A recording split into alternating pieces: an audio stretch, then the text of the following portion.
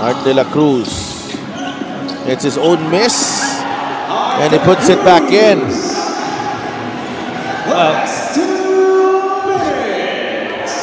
That is the first time in this history na nakita ko dito sa kakakover ko sa MPBL na kumuha ng rebound. Pang triple-double. Pang triple-double nga. Buti na lang shoot yung tip in. 23 points, 10 rebounds, and 10 assists for Art De La Cruz. And Dennis Santos also with an outstanding game. He knew where it was falling, and that's just knowing your numbers, though. Parang hirap doon, naglalaro sabihin ko sa kanya, Art, di ka naman masyado stats conscious pala, no? Alam. So, 23 points, 10 rebounds, 10 assists, 0 turnovers, and 3 steals.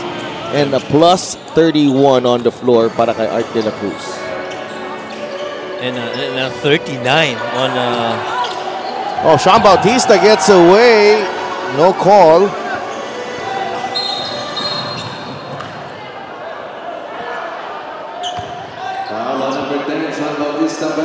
Konting gigil si Sean dun. It's number 4 on Sean Bautista. Nakita mo sila, Sean in the very limited minutes he's playing, he is still getting coached by Coach Mixon, giving him tips. Because for all you know, down the line, shooter to si Sean Bautista. Yeah. There might be games, especially in special situations that you are gonna need his shooting from the outside. Adorio and Buraga are in the game. Ayun pa, yung dalawang yan. Homegrown standouts ng 5-star Cowboys, Arenal. Adorio nakabang na sa kabila. Uy, turnover.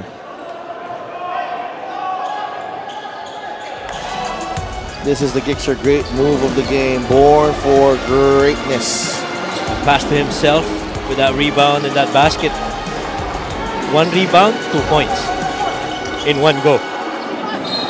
Oh. And that will do it para kay Sean. He's done.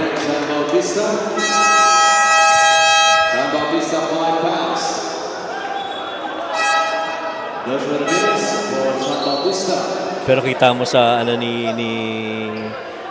Coach Louie, there is that certain level of at least satisfaction in how the Iligan Cowboys played today, but he does understand there is still going to be work to be done. Yeah, they will face Caloocan next week. They are going to be the appetizer to that Abra San Juan duel. Oh yes.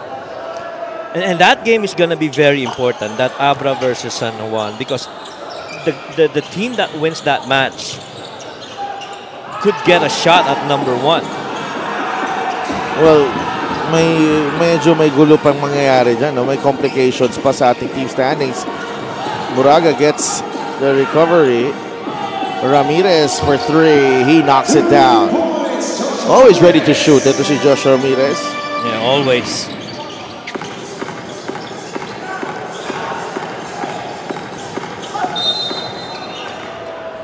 May foul na naman dito.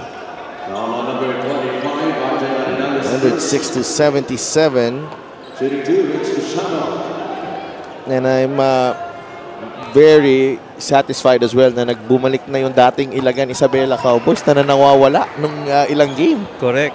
This is their highest output so far in the last 13 games. 106. This is their best assisting game. They have 35 assists. This is their best rebounding game as well. Oh, the flying A! Naglundagan yung buong bench. Yeah. That's the flying A, Aldrin Adorio. Nasa magic carpet lang. Ito si Aldrin Adorio. And you see the reaction. I think this is a badly needed win. No, not just on the win column para dito sa Ilagan, but for the team's morale, for everything that they stand for dito sa liga natin. Ito Ilagan Isabela Cowboys. Agree. And this is the second time that they've gotten just 12 turnovers in a game. The other one being against Abra and then Basilan. A huge win here, huge bounce back victory para dito sa Ilagan Isabela Cowboys. A lot of players stepping up.